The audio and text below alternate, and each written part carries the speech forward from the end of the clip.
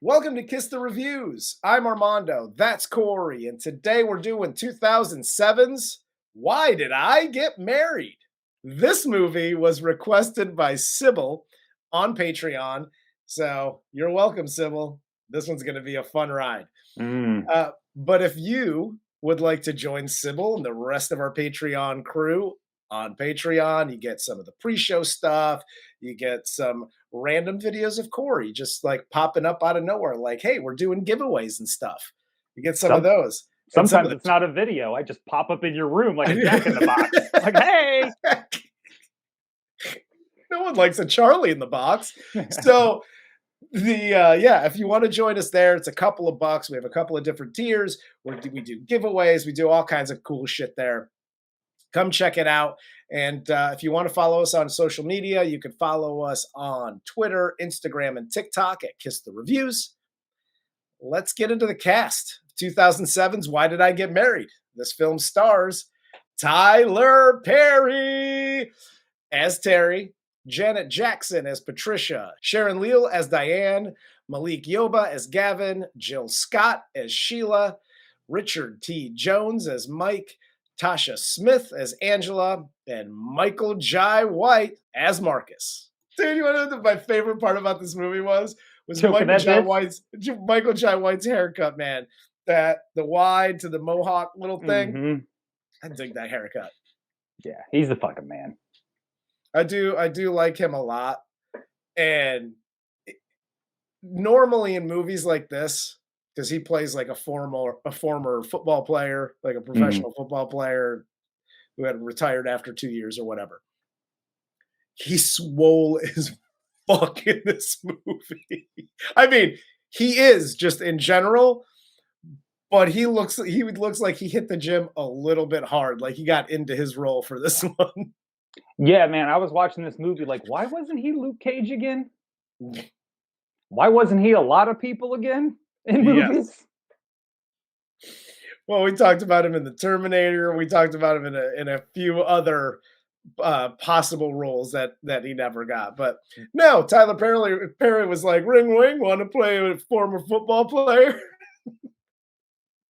He's like, oh, do you want some help coordinating a fight? He's like, maybe one when you choke your fucking wife.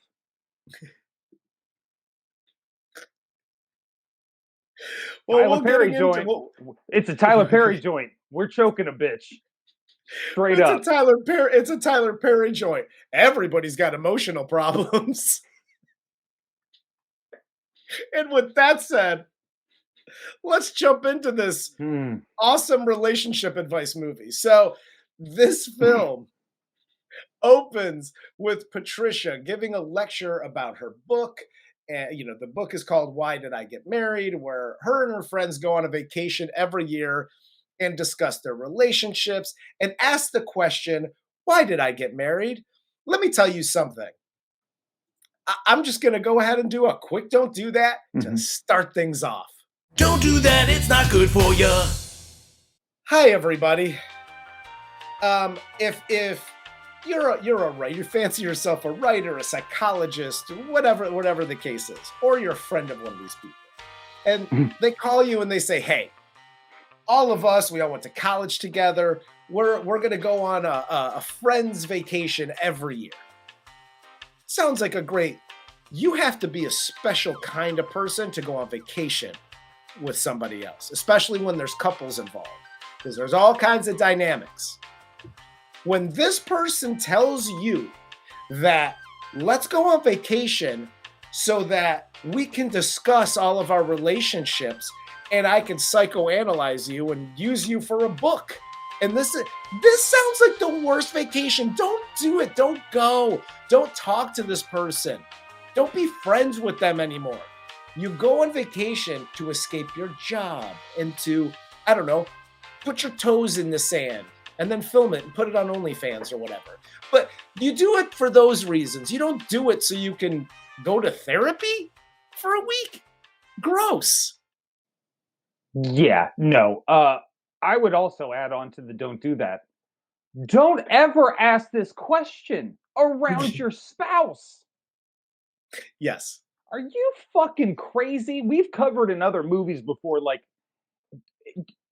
as a writer, I will take this liberty and say, if you're going to write about your friends, one, make it fictional, and two, make them fucking heroes. Not fucking mental midgets running around town like they have no idea what's happening.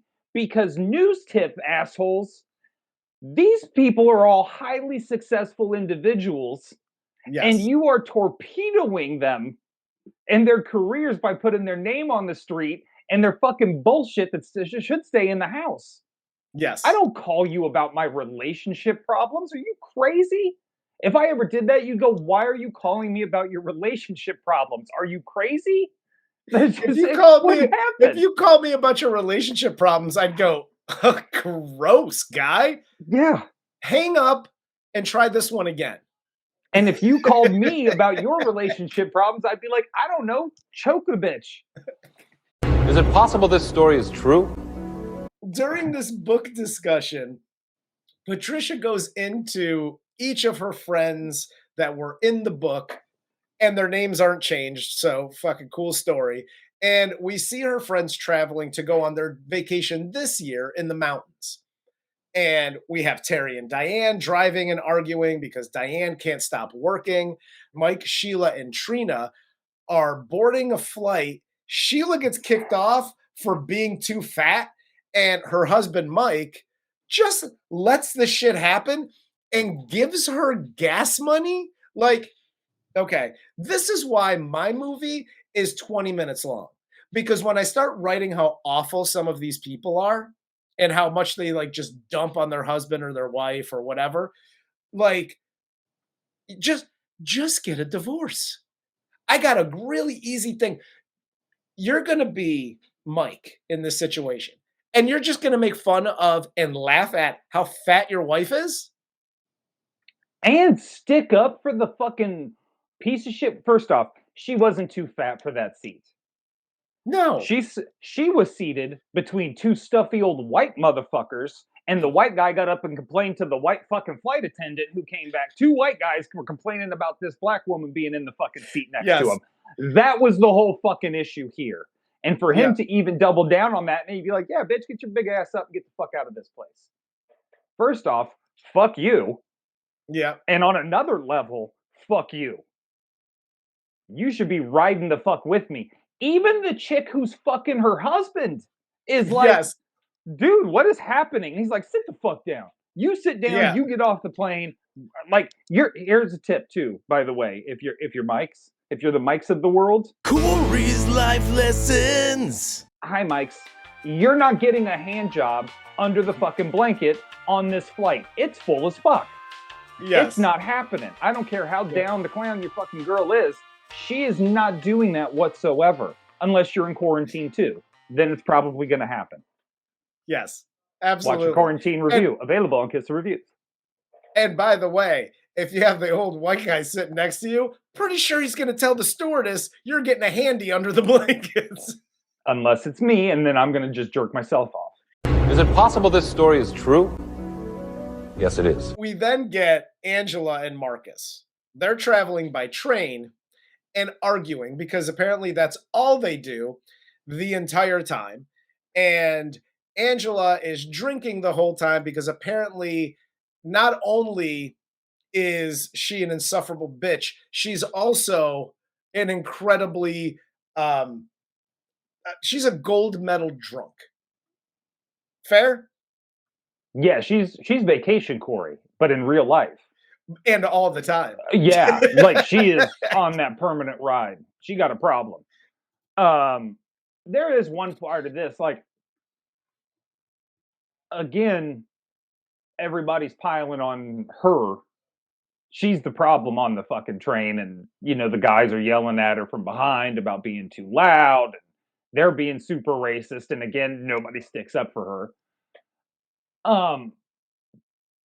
But the one thing I have the biggest problem with is those type of gay dudes are not riding a train. Get the fuck out of here. Do you mind? Fifi is trying to nap. You know what? They're riding business class and not happy about it.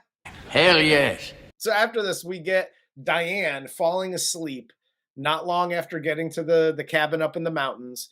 And when her secretary calls while she's sleeping, Terry answers the call and tells her not to call them while they're on vacation. This is when Angela and Marcus are the next to arrive. They show up. Obviously, they're still arguing. Marcus tells Terry that he cheated on Angela. He got something. He got the burn. And they have this. Yeah, they have this. He got the clap. Yes. They have this discussion here. And Been that there, bud. he's had sex with his wife since then, and yada yada yada. So we get this whole backstory. He never took Snoop Dogg's advice, man. No it ain't no fun unless I was gonna say no pussy's good enough to get Vermeil on my Bennett. Oh, I was gonna say it ain't no fun unless my homies can have some, but yeah, that too. So well, these guys definitely seem like they are so close that they might pass around. They might pass around that spliff. It's and by spliff I mean vagina. Especially Marcus and Mike. Those two for sure. Those guys are cocksmen. Mike's a different level though, because he is so fucking unbelievably egotistical and cocky in everything he does. It's just like they set him up to be a worse version of Terrence Howard's character in what is Best Man? Yes. That's basically what he is in this. That's all I kept seeing was Terrence Howard's character. And then at the end, he tries to right the ship, and it's like, bullshit. Get the fuck out of here. Yeah, exactly. But we get Mike arriving without Sheila. Everyone gives him shit for making his wife drive up alone while he flew with her friend, who wasn't even invited. This whole, listen, if you want to have, they really didn't need the Trina character in this movie. You could have had Mike, get off the flight. Here's some gas money. Go rent a car, whatever the hell, right? Mm-hmm. And have him be the prick. Here's another don't do that, I guess. Don't do that, it's not good for you. Hi, Mikes of the world. So you don't like your wife, and you don't even like your wife anymore, let alone love. You don't like her anymore. So you got this side chick. Cool. It happens to be your best friend. I guess. Cool. Your wife suggests, hey, maybe we should bring Trina, my best friend, on this vacation. Your answer is always, no, that's not going to happen. Okay? One, you're the friend banging the husband. Why are you agreeing to go to a place that you weren't invited to? Oh, I'll take it way further than that. Go right ahead. Why the fuck are you inviting somebody to a place for couples? The whole thing is a couples weekend to work on your marriage, and you're like, hey, single lady, there's an extra room there, and you don't have to pay anything? No. She's gonna have to come up with some money on this trip or something. You think you're getting out of paying what I paid? And then you pull the whole oh, I don't cook and I don't clean. This ain't WAP, bitch. You ain't Cardi B. Get your fucking ass in there and start cooking, or start vacuuming a motherfucking rug. Those are your two options right now. Yes. That is it. 100%. Period. Fucking, this whole thing is crazy, and he's so nonchalant and glib about it. If you pulled this shit, if I pulled this shit on you or any of my friends, I would get pulled to the side so fast. And even if they're like, hey man, what the fuck are you doing? Because they do ask him that question when it's all the guys. And he gives off some statement like, oh man, don't ask. You don't want to fucking know what I'm doing. Yeah, don't worry about it. I'm doing my thing. No, motherfucker. You're not hearing us? Yes. This isn't that. What the fuck are you actually doing? Yeah. You made her drive. We can't stop that now. She's driving. That is what it is. I can't teach you how to be an actual human being to your wife, whether you like her or not. Like, I didn't even treat my first wife this way when she was banging out Pepsi delivery drivers like they were fucking goddamn Skittles. Okay? So with that all in mind, you have to have that talk man to man or group of men to man. Yes, 100%. What the fuck are you doing? Take that bitch to a hotel right now. You were correct. There's not even a discussion about it. No, and if I'm Marcus, I'm like, bro, my wife almost stabbed her within 5 seconds of meeting her. Why is she here? This isn't about cheating. This is about making this trip bearable for all of us, because obviously we're all having issues. Yeah, this has nothing to do with your moral behavior. This is about your fucking choices in life. Yes, and how it's more affecting specifically, me. Yeah, your choice to fuck up my life. Yes. Which, going back also to the Tyler Perry thing, speaking of fucking up people's lives, I don't care what we're going through or what you think a workaholic is or looks like or blah, blah, blah, blah, blah. You get on the phone and fuck up my money? Mm-hmm. No. That's immediate divorce. Dude, my first wife, this is a true story, found, it was the first year we were married, and she was making a bank deposit for her job.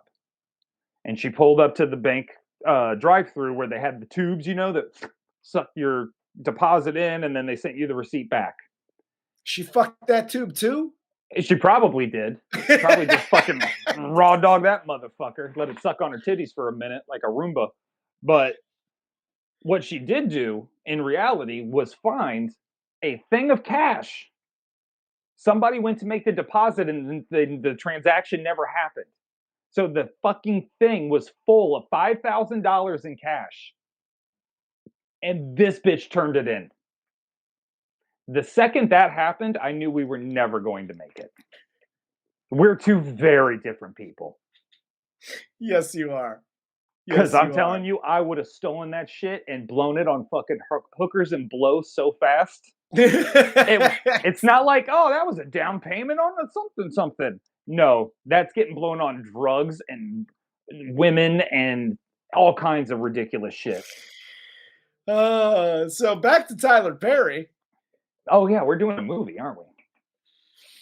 So cut to Sheila driving in the snow. She ends up stopping at a sheriff's station where she tries to get directions. Sheriff Troy tells her it's close, but trees are down. She can't get up there until morning. So he offers to have her sleep in one of the cells for the night. And I was so relieved to see that Sheriff Troy was a black man, because when she pulled in there, after everything she has gone through,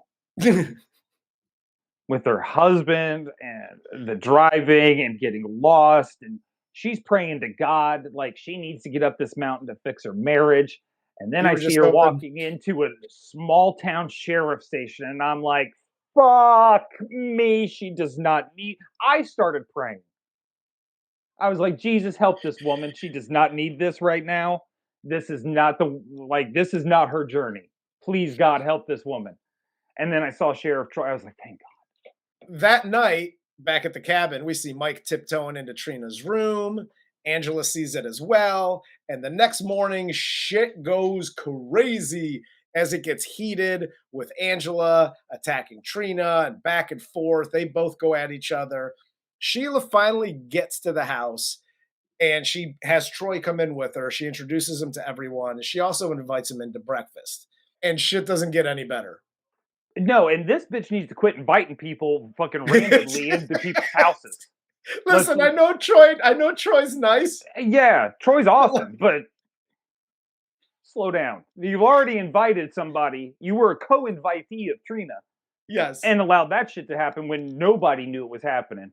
Even though you all clearly talked on the fucking phone to arrange this trip. So eat that dick, first of all. Yeah. And I'm Team Sheila all the way, but you're way out of bounds with just inviting people into a house. 100%. That being said, Corey's life lessons. Hi kids, Uncle Corey here. Angela is the reason you are friends with drunks. Period. Because she's going to say the shit nobody else is going to say. Because she's been sauced up for 3 hours, been making breakfast for everybody. And this bitch comes in on a hike with the fucking men and crunching your fucking bacon and throwing shade at you, saying, oh, you belong in the kitchen. Bitch, I didn't have earrings when I took them motherfuckers off. I was ready to kill that bitch. And this kind of goes back to the whole Sheila of it, like inviting people in and stuff like that. Yeah. You're fucking a married man. And you just showed up to this house where they all know his wife and are friends with her. Like best of friends with her. Like wrote a book about her. Maybe you should stop and just accept some of the heat you're going to get. Because Angela ain't told a lie yet. She ain't told a fucking lie. All you're doing sneaking around this house fucking people.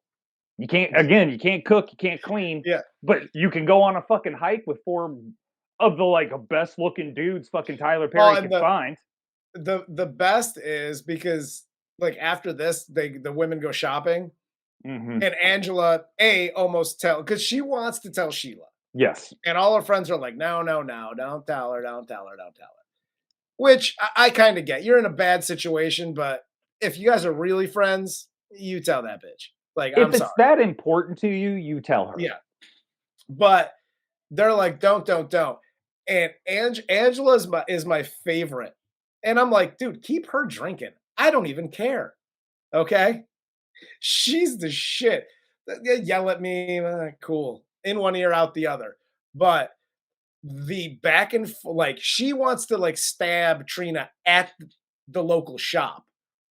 Which is, and she don't give 2 shits the entire fucking time. And everybody else is trying to hold it and stop the shit and like, let's make everything okay and just for the week and like everything's fine. And Angela's like, I'll hit all of you with a baseball bat upside your goddamn heads. Angela keeps saying like, I'll stab this bitch right now, blah, blah, blah. And a lot of people, when they get heated, I'll fucking kill you, I'll stab you up, blah, blah, blah. I don't believe them. I believe Angela. Hell yes. Angela has that 100%. I will 100%. stab a motherfucker in a second energy. Oh, yeah.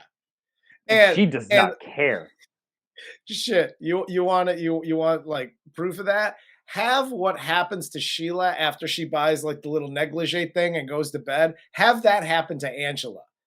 Where like I know it's not my favorite movie. I really don't like this movie. Because you just literally like nobody has any redeeming qualities in my opinion. But especially Mike, again, in these movies, you gotta have at least a couple of redeeming qualities. He's just a fucking asshole. She wears the thing and he just like fucking laughs at her. When you get me that upset at a movie where I'm just like, dude, like I didn't want to be like, fuck that guy. I wanted to turn it off. I'm like, this is ridiculous. This was uncomfortable. It was very uncomfortable to watch her get berated. Because again, we're going into my Queen Latifah paradox. Yeah. She ain't that big. She is not that big. I mean, maybe she's really not for me. She might be going through some shit. There's some background story we don't know anything about because clearly they keep saying she wasn't that big before. Yeah. Right? Well, and obviously she wasn't because, first of all, if Mike married her at that size or even just a little bit smaller, you're just a prick. I don't even know why you. Well, she alludes later that he emptied her bank account, and the reason Mike is because he got everything from her. Yeah. So that's probably the reason he would have married her regardless, is because he saw that money and she was hopelessly in love with him. And so, like, you've seen this kind of verbal abusive relationship before where he's just keeping her down. But she's staying big because you're keeping her down.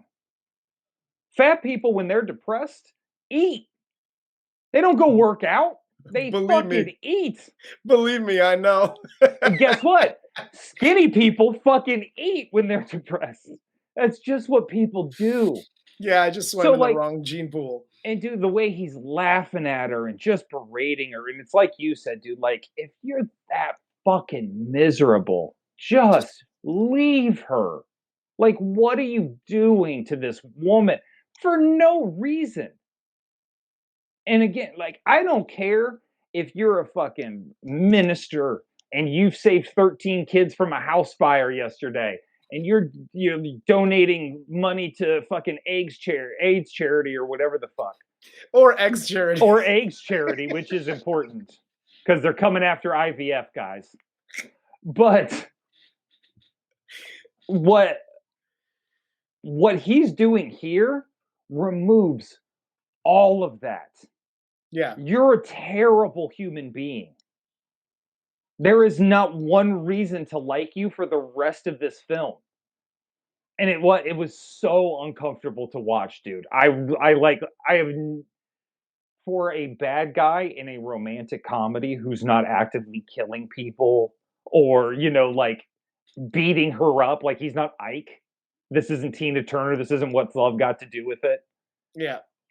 I fucking despised him. I can empathize with Ike Turner more than I can empathize with Mike. Because this dude is needlessly cruel. Ike Turner's trying to get that bag.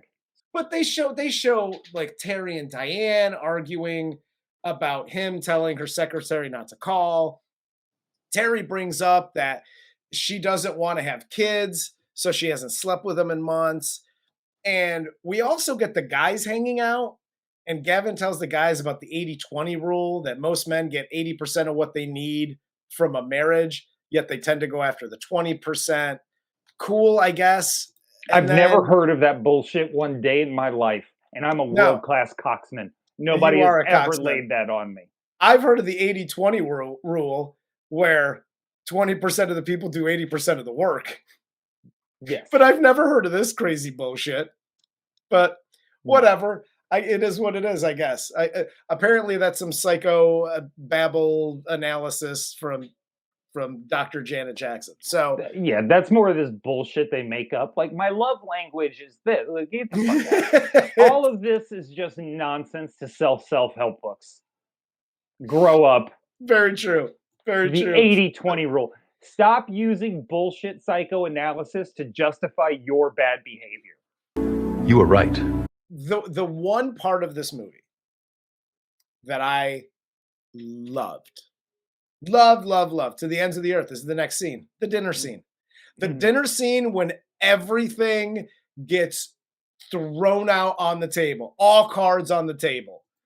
Because if you've ever been in a situation, maybe not exactly like this, but kind of like this, where somebody like maybe inadvertently drops something on somebody else, and that person's like, oh yeah, motherfucker? Well, I got some dirt on you. And now it's a thing. It's like, if you're not involved, which there's been a few times where I haven't been involved, and I'm like, oh my God. It's like taking the grenade and just watching the fallout. It's fantastic. And as the audience, you're involved, but you're not. To watch this happen, that Angela tells Sheila that Mike and Trina have been sleeping together. Sheila goes silent. Mike starts dropping truth bombs on everyone at the table. All the secrets culminate, and this is where we get Marcus choking Angela when she admits that she's the one that got VD and gave it to Marcus. Oh no, you got it from Walter. That was the best line. That is the best line. I'm on board. Look, I am all about scorched earth. I like if you're gonna tell on me, let's all right, secret telling time. Let's go. That said, leave the dead baby people out of it. Yeah. Don't get me wrong. I'm a fucked up motherfucker when it comes to kids. Janet Jackson could kill 100 babies for one night of consensual sex with me.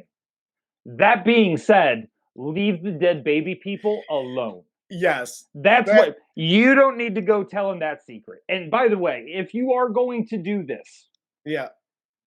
You have to be fully prepared for the fact that you no longer have any friends. Not only did you just lose your wife, you have just now lost all of your friends. Yep. It's impossible to come. The ending of this movie where they're all like, hey, man, good to see you. No. That shit never happens. He is not coming to that event. Well, he's out of the friend group. It's fucking over. He's not showing up to that event. You know why? Because it's always the quiet ones. Sheila hits him in the head with a full bottle of wine. That dude is dead. Period. When she goes to the hotel after this to get, like, everybody starts scattering, they all start going back home, and she just goes to the hotel, and Troy comes in just to, like, make sure she's okay, and she was like, she's totally prepared to spend the rest of her life in prison. You came to arrest me.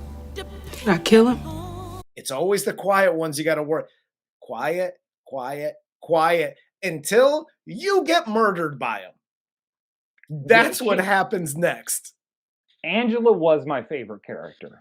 Sheila just became the hero of this. I'm 100%. I was already. Oh yeah, because Mike's cruelty immediately puts her into this position where she hasn't done anything wrong. Yep. She got. You know what she did? She got fat. That's it. That's it. That was her big faux pas of all of this. So she's immediately like the hero, right? She's the one you want to see win ultimately. Yeah. Whereas Angela's kind of your favorite. She's that side character that's always funny and always jabbing and blah, blah, blah, blah, blah. Cool. This happens, which is, by the way, the best piece of writing Tyler Perry has ever done. I'm immediately all on board. Sheila's my favorite character. She's my favorite person. I want to see her win. I don't give a shit what happens to the rest of these folks. Do not care. No, I don't care either. And this is what really bothers me about this movie. And it's not, you know, oh, why did you have to write Trina in there? Why did you have to make all these decisions when writing this, right? The thing that really bothers me is right here. Because here is where, like, all the couples head back home. None of the couples at this point are talking to each other. Patricia and Gavin get back home. They finally talk about their son who died, and she's avoided talking about it. She finally breaks down. They kind of get through their shit and make up. That piece, fine. Mm-hmm. Dude, even the Angela and Marcus fight, right? Where Keisha shows up, his ex, at Angela's salon, and then you get this whole back and forth with them. And then Marcus finally snaps on both of them because he's the one that's been quiet. In a much more healthy way than choking out your wife. Yes, in a very, very healthy way. And it's just like, I'm sick of the shit. This is what's going to happen. This is how fine. Like, this whole, and I have like, not that I'm cool with cheating, but the Diane Terry thing, you got your fucking tubes tied. You didn't tell your husband. You didn't consult with them. That is over. The fact that, to your point from earlier, that we get to the end of this and everybody's fucking cool and all the marriages are get the fuck out of my face with this bullshit. Yeah. Terry and what was it, Diane? Yeah. That's over. That is the one relationship above any of them. Absolutely. That is over. And it's not necessarily just because she tied the tubes. It's the not telling him, not feeling you can be able to communicate with this guy, who is your husband, by the way, because he's so controlling. You know what I mean? Like, this is a lot. I wouldn't want to spend time with Dr. fucking Terry at all. I wouldn't want to spend time with either of these two. He's a fucking wet drip.